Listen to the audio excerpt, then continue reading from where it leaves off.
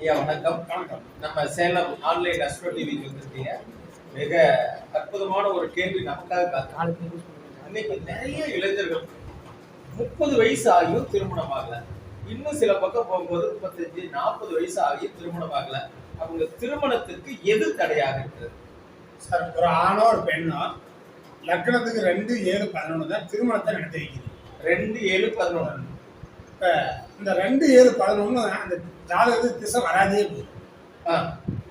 2 7 இடத்து திசை, 7ஆம் இடத்து திசை, 11ஆம் இடத்து திசை திசை வராதே போயிடும். இப்போ முன்னாடி உங்களுக்கு முன்னாடி ஒரு ஜாதகம் போட்டாங்க. நான் அந்த ஜாதக திருமணத்தை மட்டும் தான் இல்லாமல் மீன லக்கணம் 2, 7, 11 திசை இல்லை. சரி, ஒரு காலம் திசையே வந்தாலும் அது 6, 8 குழந்தை கெட்டு போச்சு. இப்போ திருமணமே இல்லை, மறைவு ஸ்தானத்தில் இருக்காங்க. அப்போ திருமணமே இல்லைன்னா 57 வயசு திருமணம் இல்லைன்னாங்க.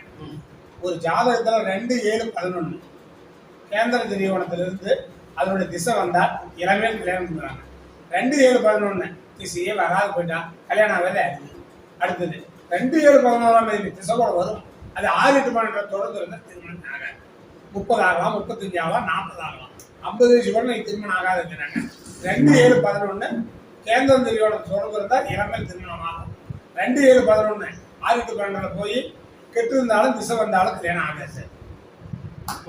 கல்யாணம் ஆகிறதுக்கு ஏதாவது வழிவகை உண்டா? இப்ப இயற்கையாகவே திருமணம் இல்லை. 7ஆம் அதிபதி நின்ற நட்சத்திரம் கலந்து போச்சு. 2ஆம் அதிபதி நின்ற நட்சத்திரம் 6, 8 கலந்து போச்சு. 11ஆம் அதிபதி நின்ற நட்சத்திரம் 6, 8 கலந்து போச்சு. கலஸ்தரகாரன் சுக்கரன் கெட்டு போயிடுச்சு, இயற்கையா கெட்டு போயிடுச்சு. இவங்களுக்கு எந்த கோயிலுக்கு போனாலும் எந்த பரிகாரம் பண்ணாலும் திருமணம் ஆகாது. அப்ப வாழ்க்கை பூரா விரக்தி தான். காமராஜர் தான். காமராஜர் தான்.